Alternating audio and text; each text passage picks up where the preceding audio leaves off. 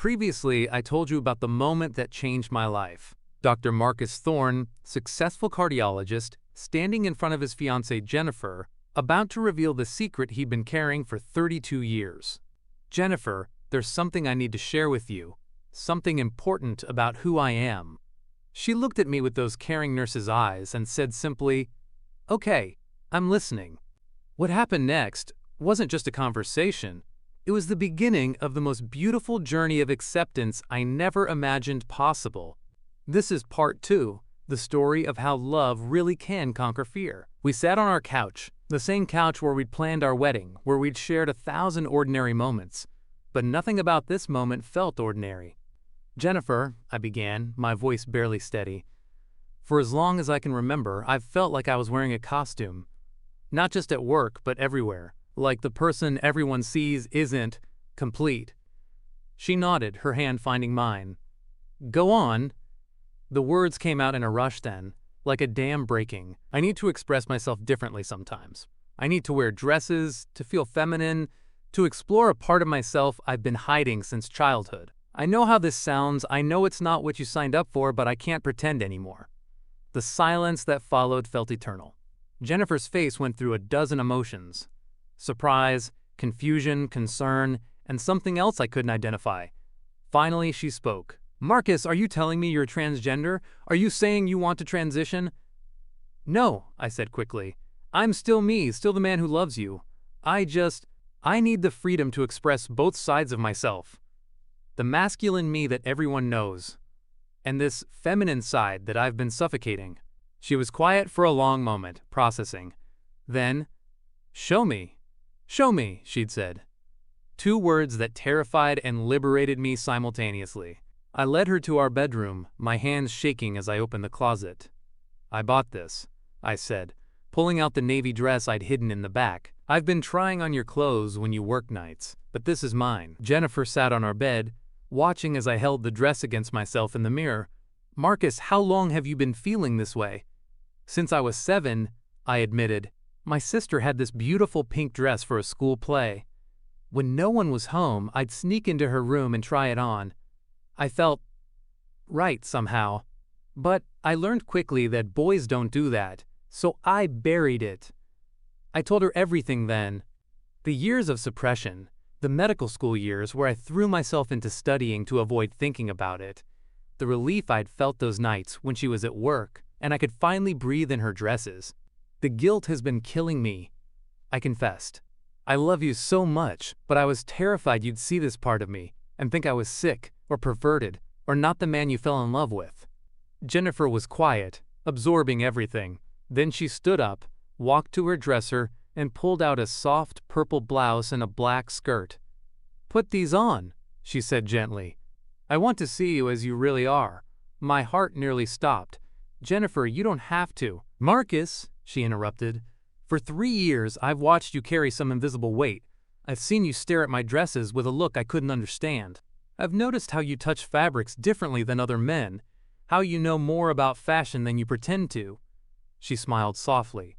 "I may not have known exactly what it was, but I knew there was something you weren't telling me." Changing into Jennifer's clothes felt different this time. Not secretive or shameful, but sacred somehow. When I emerged from the bathroom, Jennifer was sitting on our bed, eyes bright with tears. "Oh, Marcus," she whispered. "Look at you." I stood in front of our mirror, wearing her purple silk blouse and black pencil skirt, and for the first time in my life, I saw myself completely. Not the hidden version, not the performative version, but all of me. "You're beautiful," Jennifer said, standing behind me, her hands on my shoulders. "This is still you. This is still my Marcus, just fuller somehow." I started crying then, 32 years of suppressed emotion pouring out. "I was so afraid you'd leave me," I sobbed. "I was afraid you'd think I was lying about who I was." She turned me around to face her. "Marcus, I fell in love with your heart, your mind, your gentleness, your strength. None of that changes because you need to wear dresses sometimes. If anything, knowing you trust me with this makes me love you more." We talked until 3 a.m. that night. About what this meant for our relationship, for our future, for our wedding. Jennifer asked thoughtful questions. Not judgment, but genuine curiosity about this part of me she'd never seen. "Do you want to tell people?" she asked. "Family? Friends? Colleagues?" "I don't know," I admitted. "Right now, I just want to be able to be myself at home. With you. To not have to hide when you're here," she nodded. "Then that's where we start. Our home becomes your safe space. You can express yourself however you need to here." "What about our wedding?" I asked, the question that had been haunting me for weeks. Jennifer smiled. "We're still getting married, Marcus. You're still the person I want to spend my life with. We'll figure out the rest as we go." The next morning, I woke up wearing one of Jennifer's nightgowns. She'd insisted I try it, and sleeping in silk had felt like floating on clouds. When I came to the kitchen for coffee, still wearing it, she looked up from her laptop and smiled. "Good morning, beautiful," she said naturally, as if this was how we'd always been. Over the following weeks, we established new rhythms. When Jennifer got home from her shifts, she'd ask, "How do you want to express yourself tonight?" Some evenings I needed to be Marcus the doctor, decompressing from surgery in comfortable clothes. Other nights, I'd change into one of the dresses we'd started shopping for together. Yes, shopping together. 2 weeks after our conversation, Jennifer had an idea. "I want to help you build your own wardrobe," she said. "Clothes that fit you properly, that are yours, not borrowed." Our first shopping trip was terrifying and wonderful. Jennifer held my hand as I nervously tried on dresses in department store fitting rooms. The saleswoman, an older lady named Ruth, was incredibly kind. "Your wife has excellent taste," she told me, and I didn't correct her about the wife part. It felt too good to hear. The changes in our relationship were profound. With this secret no longer between us, everything felt more intimate. I was less anxious, more present. My surgical performance improved dramatically. Dr. Kim commented that I seemed centered in a way I'd never been before. Jennifer started helping me with makeup, teaching me about skincare, sharing beauty tips. "I always wondered why you knew so much about fashion." She laughed one evening as she showed me how to apply eyeliner. "Now it makes perfect sense." But the most beautiful moments were the quiet ones. Cooking dinner together on Sunday evenings, me in a comfortable dress and apron, Jennifer in her casual clothes, both of us completely ourselves. 3 months into our new normal, Jennifer brought up something we'd been avoiding. "Marcus, I want you to know that if you ever decide you want to express this side of yourself outside our home, I'll support you completely." The idea still terrified me. What if someone from the hospital sees? What if it affects my career? "Then we'll deal with it," she said simply. "But you shouldn't have to hide who you are forever. This part of you is beautiful. Other people deserve to see it too."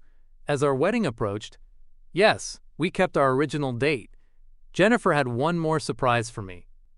"I have an idea for the ceremony," she said one evening as we looked at wedding photos online. "What if," she said carefully, "during our vows we included something about accepting and celebrating all parts of each other, not specifically mentioning this, but honoring the journey we've taken to get here?" I almost cried reading the vows she'd drafted. They were perfect. Speaking the love that sees completely, accepts fully, and grows stronger through vulnerability. Our wedding day was perfect, in ways I'd never imagined possible. Standing at that altar, looking at Jennifer in her beautiful gown, I felt completely present for the first time in my life.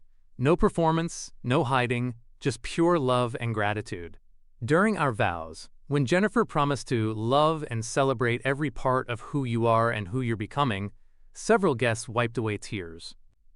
They didn't know the full context, but they could feel the depth of acceptance in her words. 6 months later, I started seeing Dr. Rachel Barnes, a therapist who specializes in gender expression and identity. Not because anything was wrong, but because I wanted to continue growing, understanding myself, and being the best husband I could be. Today, a year after that terrifying conversation that started everything, I'm sitting in our living room wearing a comfortable sundress, writing thank you notes for our first anniversary gifts. Jennifer is curled up beside me in her scrubs, just home from a shift. "Any regrets?" she asks, the question we've started asking each other regularly. Not out of doubt, but out of celebration for how far we've come. "Only one," I tell her, and she looks concerned until I continue. "I regret waiting so long to trust you with this part of me." She kisses my forehead. "We were both ready when we were ready." The important thing is we're here now. Some people might think our story is unusual. A successful surgeon who wears dresses, a wife who celebrates her husband's femininity. But to us, this just feels like love. Real, complete, accepting love. I still save lives during the day. That will never change. But now I come home to a life where I can finally, fully breathe. Because the most beautiful kind of acceptance isn't tolerance, it's celebration. And Jennifer doesn't just tolerate this part of me. She celebrates it, nurtures it, and loves me more completely because of it. That's what real love looks like. Not loving someone despite their differences, but loving them because of their courage to share those differences with you. Love wins when we're brave enough to be completely ourselves. The Gender Diary exists to light that path with shared stories. Whether you found connection in this narrative, you're on your own journey of gender exploration, or you're here seeking understanding, your subscription fuels our mission. Every subscriber empowers us to keep illuminating these authentic experiences for our community. Kindly drop a comment below.